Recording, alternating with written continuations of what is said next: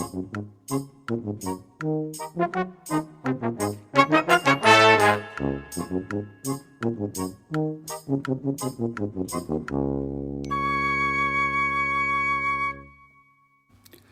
again, a bit of a different Colganology today because we're going to talk about my life in art.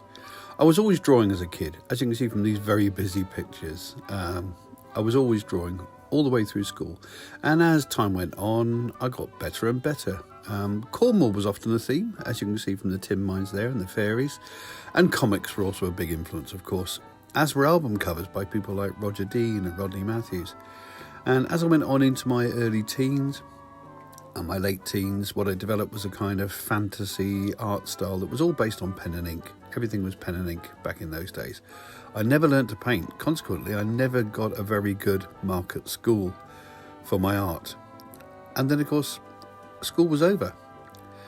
But I carried on drawing. Some friends and I got together and created a small comics imprint, which was quite good fun. But we didn't have the funding and it didn't last quite as long as I would have liked to have done. And at the time I was holding down a full-time job and I had a young family. And so art got pushed very much to the background, which was a shame really, but one of those things, isn't it? Life gets in the way sometimes. And as you can see, Cornwall still featured quite heavily in my work. As the demands on me started to increase, art got pushed to nothing more than a hobby. And most of the time all I did was commissions. For some reason, I went through a bit of a period where people wanted lots of stuff to do with pirates, and that ended up with me doing some work for the National Children's Book Fair run by Scholastic Books. So that was quite nice, seeing my pirates outside every school.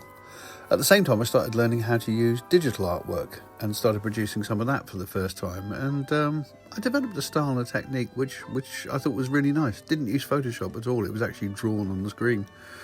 But it still remained a hobby. And I also still couldn't paint. So come the turn of the millennium, I got some paints and I thought I'm going to teach myself. And over the course of about a year, I started turning out some canvases. I sold a few, nothing brilliant, but I sold a few. And at the same time, I really learned to love assemblage, the idea of making art from assembled throwaway materials, all of which culminated in the Monster Zoo project, which if you look back at a previous video, you'll see the whole story. And then I started running a blog where I would do a stage-by-stage demonstration of how I'd created some of these artworks. This is the Wizard of Oz painting coming together, going from the initial drawings to the underpainting to building up the layers of colour to completely cocking up the lion's face and then getting it right eventually. And I've done similar things now with sculptures, showing how things are made from junk, how they're then painted, assembled, coloured and framed and mounted. All of which leads me to now. I've got back into art recently. I've got a bit more time and I've started drawing again. Yes, the pen and inks have been out, but I've also started painting too. And on this YouTube channel, you're going to start to see some artwork soon. So watch this space. Toodle pip.